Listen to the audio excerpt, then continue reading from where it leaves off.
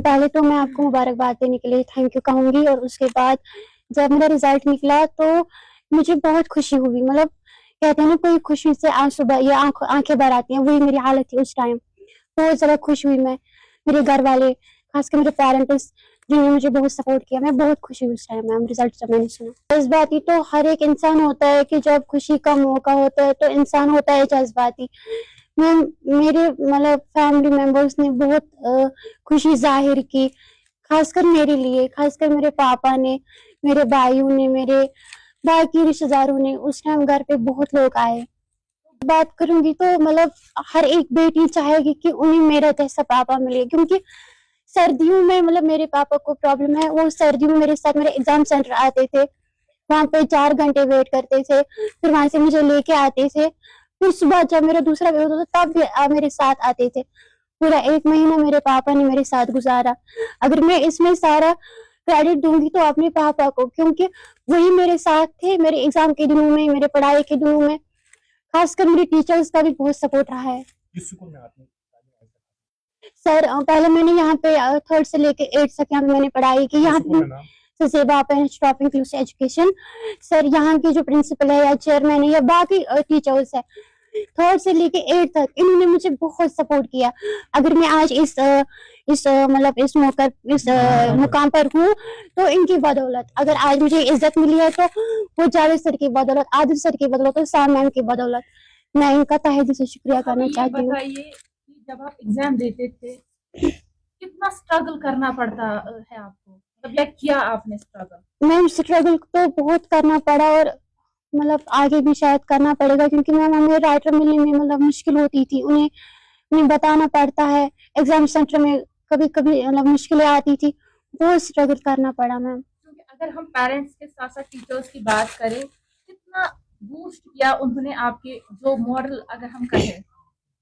Ma'am पहले तो मतलब टीचर्स का भी सपोर्ट होता है, लेकिन पेरेंट्स को भी मतलब हमारे पीछे बहुत सारा सफर करना पड़ता है, साथ साथ टीचर्स को भी। क्या बनना चाहिए? सर आगे मतलब मुझे लॉयर बनना है, यही मेरी ख्वाहिश है।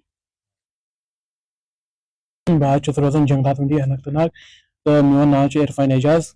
मे तालीम पढ़ जेबा आपा इंस्टीट्यूट अंदर जायद हम टाक जान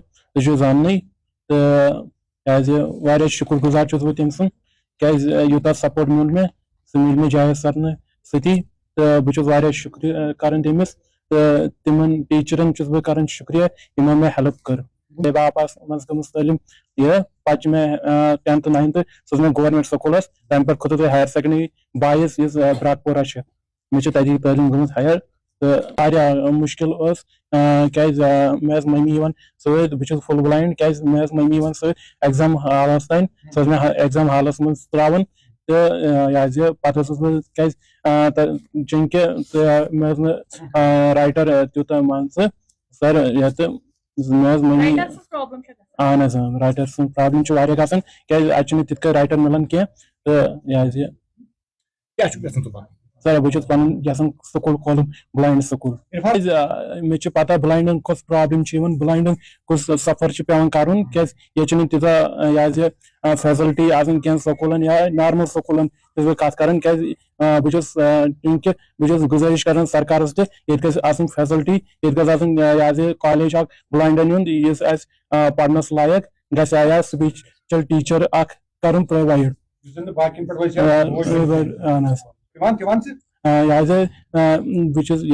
कि कह डिपेंडेंट बन सारी गज इंडिपेंडेंट बन। मेरा नाम मलिक फरजाना शौकत है, मैं खीरजगी पोरा में रहती हूँ। जब कल रिजल्ट निकला मैं लफ्जों में बयान ही नहीं कर सकती हूँ मैं कितनी खुश हूँ। मैंने 455 मार्क्स हासिल किए हैं। एक्सपेक्ट था इतने मार्क्स आएंगे? मुझे एक्सपेक्ट इससे ऊपर था, मुझे 500 टारगेट था। अच्छा, यानी कि आपने सुबह भी पढ़ती थी शाम को भी पढ़ती थी, सुबह ज्यादातर याद रहता था। तो कोई मदद करता था आपकी पढ़ाई में? हाँ, इसमें मेरे टीचरों का भी, असاتذہ का भी रोल रहा है और पेरेंट्स का भी रोल रहा है, जिनने बचपन से आज तक मेरी रहनुमाई की है। जेबा आपा इंस्टीट्यूट ऑफ इंक्लूसिव एजुकेशन से मेरी बेस स्टार्ट हो गई। मैंने अपने दिल को भी आंखें बनाई और दिमाग को भी और हाथों को भी। मैंने पहले यही कहा, मैं लफ्ज़ों में बयान नहीं कर सकती हूँ। ज़ाहिर है मैं खुश नहीं होंगी तो और स्टडीज कंटिन्यू करने का इरादा है क्योंकि घर की माँ बाप का। अच्छा, कितना वो स्ट्रगल कर रहे थे आपके लिए ताकि आप वो बहुत स्ट्रगल कर रहे थे। मैं नॉर्मल स्कूल में पढ़ती थी, government model girls higher secondary school Kulgam 12th तक, 9th 10th 11th 12th पहले में यहीं पर हूँ। किस तरह से मैं स्कूल में लेक्चर सुनती थी, फिर मुझे फ्रेंड्स लिख के देती थी, फिर मैं जब घर जाती थी मेरी माँ मुझे रिकॉर्ड करके देती थी वो फोन में, फिर मैं उसे बार बार रिवाइज करती थी, दोहराती थी वो रिकॉर्डिंग, फिर उसी तरीके से मैंने फोन में वो जो स्कूल वालों ने लेक्चर दिया होता था, फ्रेंड्स ने लिख के दिया होता था, वही मेरी मदर रिकॉर्ड करके देती थी मुझे फोन में। यानी कि भी हाथ है, असातिज़ा उनका भी हाथ है और पेरेंट्स का भी हाथ है।